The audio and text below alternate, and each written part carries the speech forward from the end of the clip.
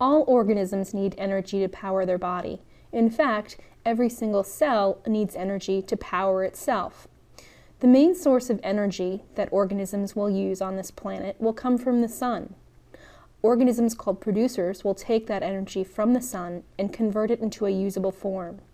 And then other organisms who cannot do this will go ahead and actually consume other organisms to go ahead and obtain their energy source. The energy currency of the cell is called adenosine triphosphate, or ATP.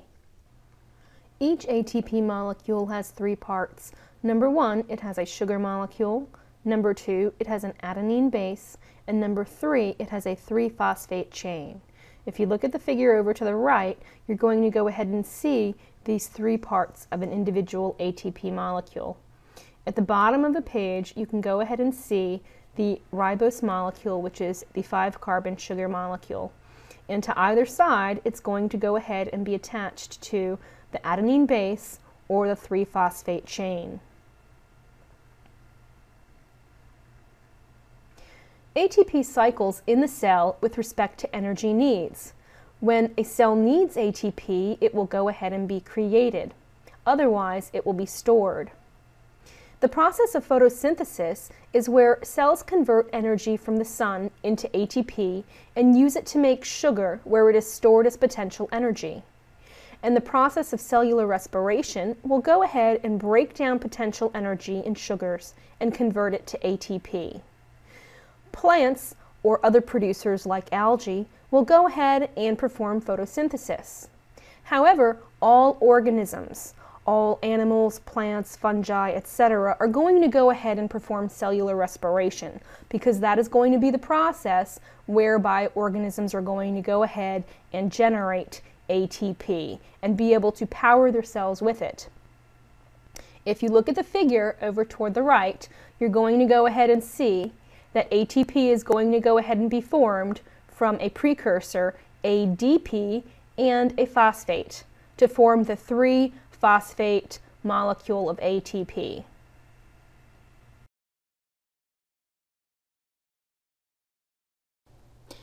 The process of making energy is called cellular respiration. For those organisms that actually use oxygen or live in an oxygenated environment such as us, it's going to go ahead and be called aerobic respiration. You can go ahead and summarize the overall process with the following equation. Glucose plus oxygen is going to yield, as a byproduct, carbon dioxide, water, and also heat or ATP, which is going to go ahead and be energy. In the process of making ATP, a glucose molecule will be entirely consumed. And for every molecule of glucose, one is going to go ahead and get 36 ATP molecules, 6 carbon dioxide molecules, and 6 water molecules. So let's review.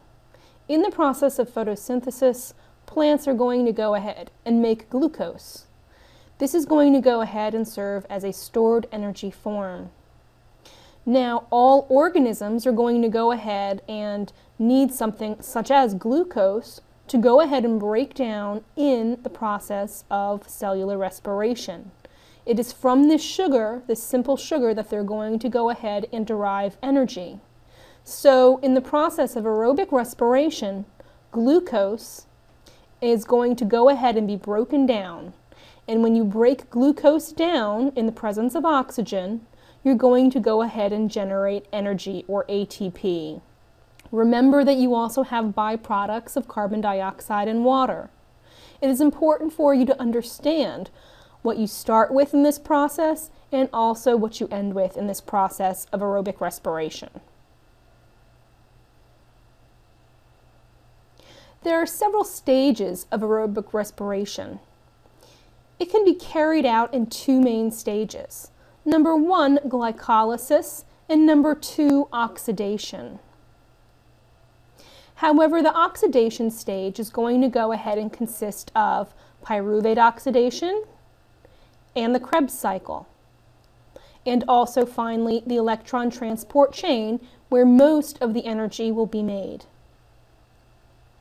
The process of glycolysis is going to go ahead and occur in the cytoplasm of a given cell. In contrast, oxidation is going to go ahead and occur in the mitochondria. Remember that the mitochondria play an extremely important role in this process of energy production.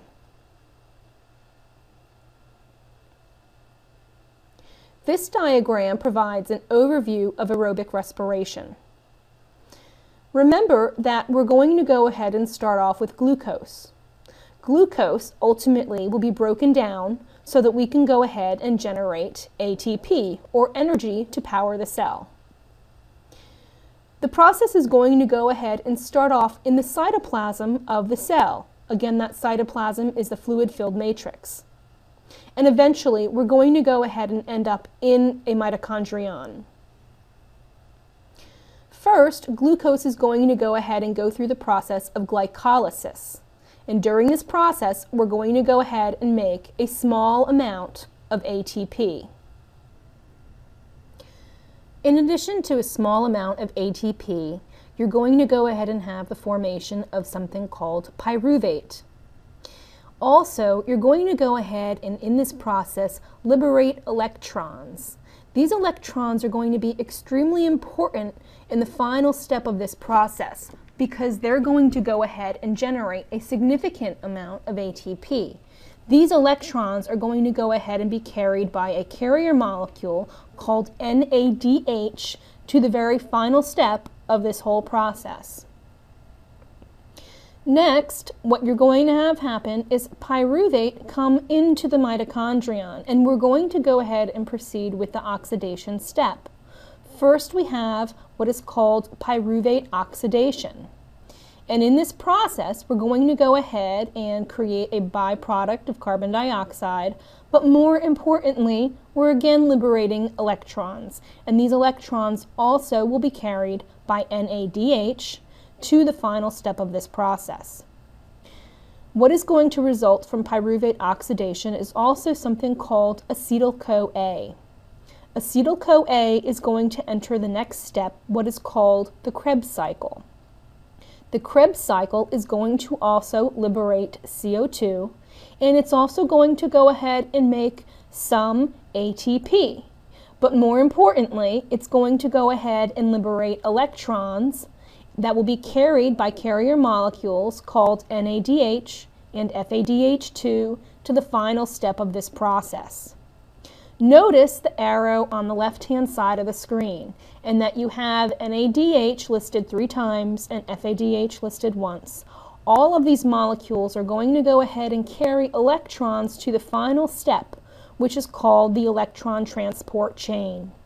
In this particular step, you're going to go ahead and have water created as a byproduct, and you're going to go ahead and have a significant amount of ATP produced.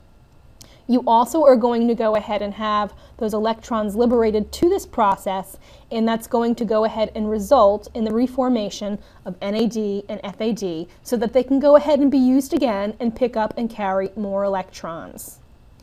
Notice, if you will, that oxidation again takes place inside of the mitochondrion, and it will take place in different areas of the mitochondrion.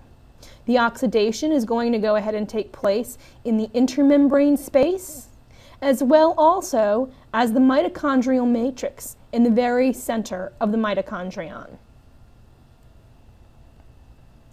Keep in mind that this is called aerobic respiration. The reason it's called aerobic respiration is because oxygen is the terminal electron acceptor in aerobic respiration. All those electrons that were carried to the electron transport chain ended up attaching to oxygen.